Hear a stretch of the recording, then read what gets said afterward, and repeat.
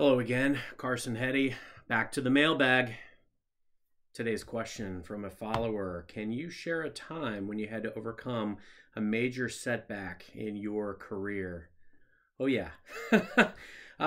Look, setbacks are inevitable. And, I can say this now, having been gainfully employed since, my goodness, the mid 90s. I can say that a lot of things will happen and go awry. You'll have a lot of different experiences. And the best thing you can do is really just embrace the journey. It's going to take you in a lot of different directions. Look, I've been let go. I've been laid off. I've had my role eliminated the week I won the biggest award in the company. But a lot of things happen, so I guess that I would call these major setbacks.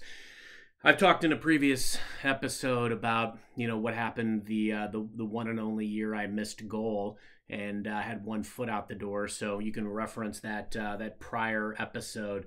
But really, when I think about, major episodes, having to start from scratch in your career, losing a job, these types of things can be very, very significant. There were times where these were completely out of left field. There were other times where I thought I was, building a case to stay on with a new entity that had made an acquisition or whatever the case may be. But for whatever reason, politics or other things outside of my control, I found myself looking for work. But I will tell you, these have been the most valuable crucibles in my career. The best thing that you have to do right out of the gate is accept the situation.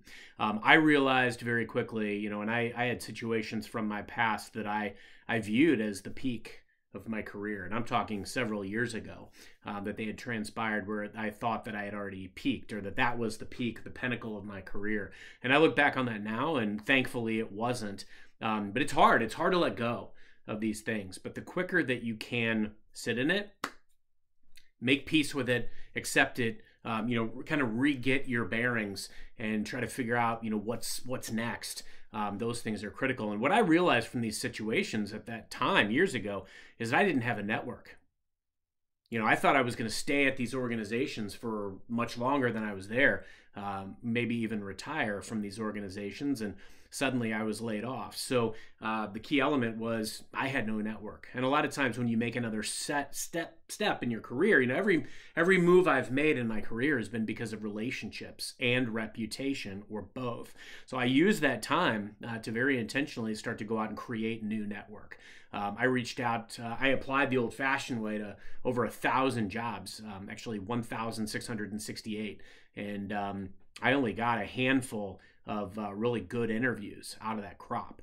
I had to accept a role many, many, many months after I wanted to work for significantly less than I had made my prior year, which was upsetting.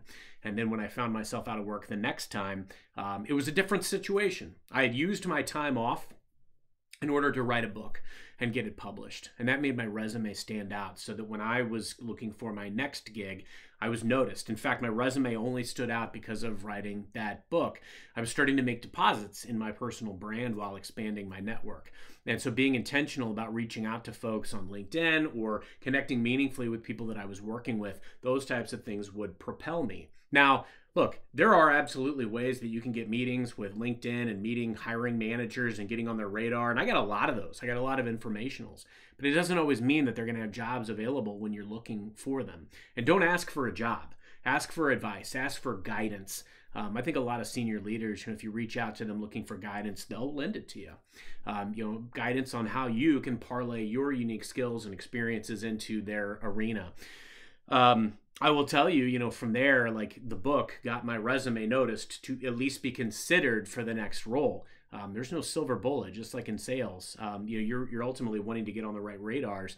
I made it into my next role. I performed very, very well. There was an acquisition, and I was out again. Fortunately, there was a relationship that I made in that organization that led me to my next role.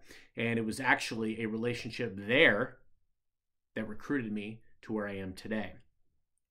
Now, these setbacks are key because I look back and frankly, they have been some of the greatest blessings in my life and in my career. Losing jobs, losing relationships, and having negative experiences in my career, losing deals, or the year I missed goal, these have all beget opportunities to really reflect and learn.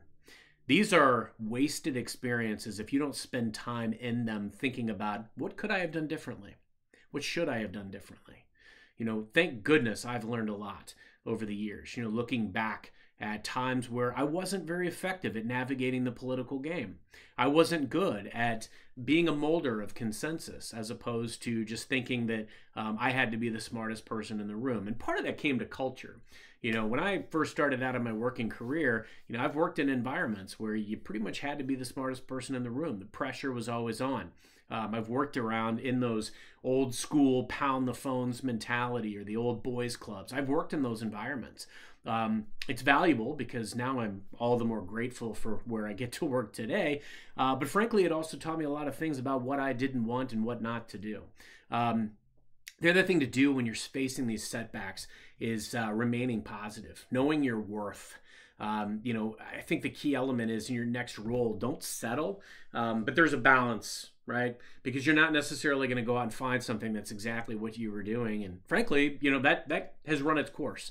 And I will say, admittedly, it took me years to get over some of these experiences coming to an end. It was painful. But I look back now and I'm very grateful for the experiences, the way that they panned out, the things that I learned that were able to be a part of, where I go forward. I think as well, it's really important to make sure that you're spending time up-leveling, upskilling. What are the things that are important to you about whatever is next? If this is a massive career setback. Now, if you're still in the role and it's just a big setback like performance plan or you're, 1 foot out the door, coming up with a strategy, seeking out relationships, mentors, sponsors, things like that, maybe working with your manager to find a role that's more conducive to your skills, or digging your heels in and being successful in your job. That was the decision that I make when I was on a performance plan for the first time and, missed goal for the first time as I dug my heels in and got better. Hence, Salesman on fire. But if you lose a job, I think the key element is, okay, what do I want and not want out of whatever's next, and going out and creating the right relationships in order to take you to that step. And that's why networking is so important. I got to say, I've managed to get into a place where now I get multiple offers from different places in a given year. People reach out to me randomly all the time and, would you be interested in considering this, entertaining that? The other thing I'll tell you, and I think this is valuable advice, is until there's a tangible offer on the table, you don't owe anybody anything. You're well within your right to explore. I think a lot of times people feel reluctant to go down a path and explore because they don't want to let that organization down. Or, hey, I'm talking really seriously to this organization, so I'm not going to pay attention to this one. Do they have an offer on the table? Because if they don't, there's nothing happening yet. They may be talking to 20 people the same way they're talking to you. So I think it's important to explore what's out there and go down the path and wait until you have a tangible offer on the table. I've been in a situation where I had 4 offers at the exact same time on the table. And what I ultimately decided to do was stay exactly where I was. And that's okay. I've even had situations where I was able to parlay a more competitive offer than what I had currently into a retention bonus and into a level promotion. And so I think what's important is that you understand your worth, but also you're willing to and able to explore so that you know what's out there, because then you feel all the more confident in what you're doing. I've stayed at one organization for 10 years. And while I have had other opportunities, I'm very confident and comfortable in where I am today because I know what's out there. I've explored what's out there. And I've chosen to stay doing what I'm doing for very intentional reasons. It's all about people, culture, the leaders that I work for, and things of that stature. And I know what I'm worth, but I also know what I want out of culture and team environment and things of that stature. The last thing too, stay open-minded and be persistent. Amidst big career setbacks, it's really important that you're intentional about what you're doing and who you're looking to reach out to and the conversations that you're having, but just don't let up. And even when, there's the old phrase, you're interviewing for your next job in the role you're in today. And that's true. You're always adding experiences to the arsenal. You're always creating new skills or learning new skills that you're going to be able to transfer into whatever you do next. So just be intentional about the relationships that you're creating.